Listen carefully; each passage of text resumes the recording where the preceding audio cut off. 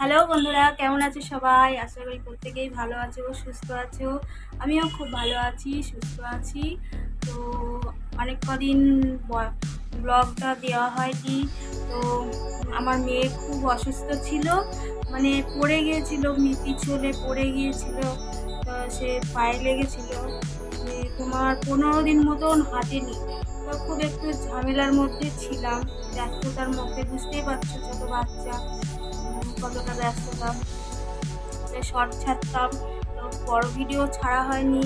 তো আজকে সময় একটু পেলাম, সমস্ত কাজ কাম সেরে স্নান টান করে উঠে 1টা বাজে চিকেন এনেছে। তো আমি ভাবলাম স্নান টান করে একবারে চিকেনটা বানাবো। আর ছেলে পড়তে গিয়েছে, 2:30 সময় আসবে, তার জন্য আমাদের একটু খাওয়া দেরি হবে। সেই জন্য আমি স্নান টান করলাম, যে এখন চিকেনটা করব। তো ভাবলাম যে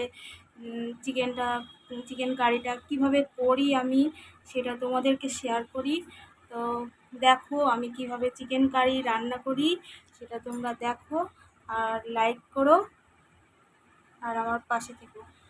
ওকে, এই দেখো আমার মেয়ে ভিডিও করছে। বলো হাই, বলো হাই, হাম দাও একটা। হাম দিল। বলো তোমার নাম কি? নাম কি বলো? বলো তোমার নাম কি? তোমার নাম কি বলো?